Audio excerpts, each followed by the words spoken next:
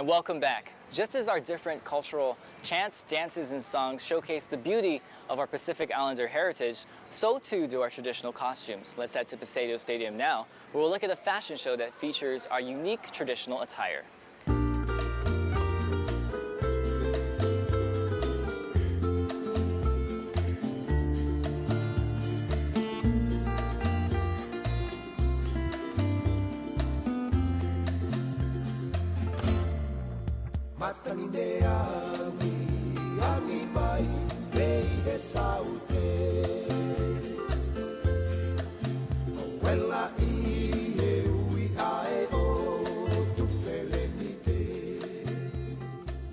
With the traditional wear, this is what we have in Tonga. And the first look, because given the time from the organizers, the first look we wanted to focus on was the Valalotu, because Christianity is probably one of the biggest influences in our traditional society.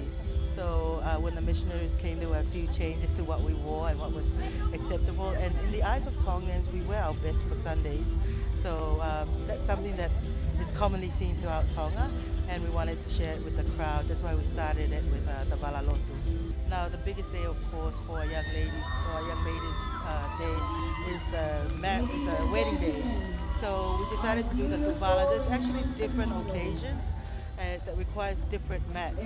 But we did the Tuvala because this actually signifies that the woman has been pure and is deserving of a grand occasion such as a Tuvala.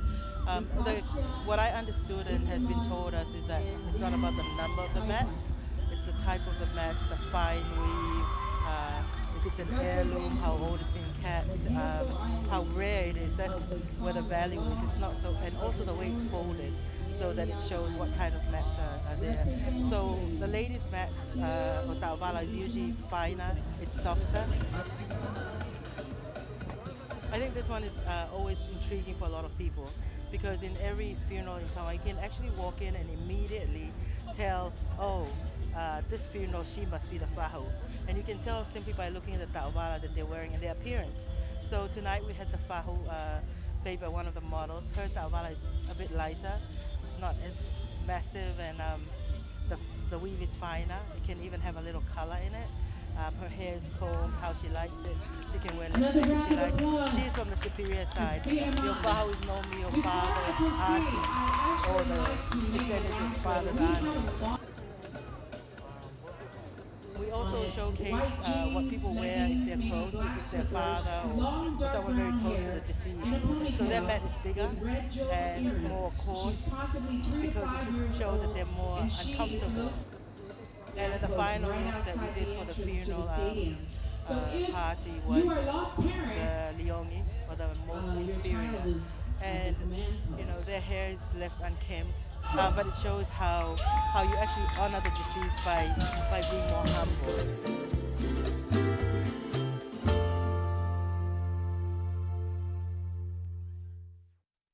We are very fortunate that Joe and Ray Valora were able to create amazing indigenous looks, about 10 looks, featuring how indigenous lingerie could have looked like back in the past with the first model. And the model actually also had a poxy skirt, which was hand woven, and it was a net actually. So the artist kind of reinterpreted the net to become a dress. Then the next one that came out was, I know, was a warrior, and emphasized in his breastplate, which was a turtle chest plate. He also had a staff that kind of was an idea of how we imagine a warrior's staff would be, where either it may be a spear or a club, which the model had a club with him.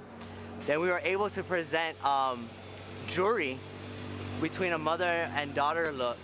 We had a young woman and a young lady presented tapun agaga. For us, that would be the orange spondylus.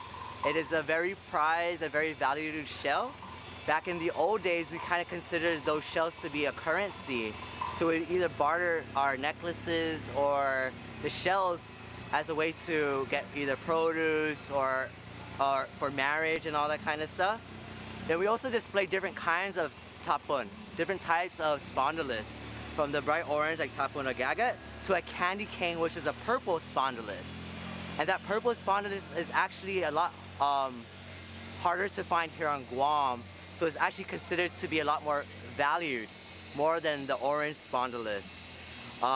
Then we also had presentations from our cone shells, our purple cone shells, and we called that Tapon Lila, which Lila is purple and Tapon is the shell that's used. Then after the Tapon Lila, we had a male presentation of a seafarer. So he had a paddle, using a paddle, and he also was adorned in a lot of tapon, more shell jewelry. Then after him, we also had another female fisherwoman presentation, where she was adorned in leon. Leon is actually the Chamorro word for sea urchin spines, where she was adorned along her necklace. Then she had the candy cane spondylus on her breast. And she actually had a really significant staff, which was, which the tips were, was actually marlin bone.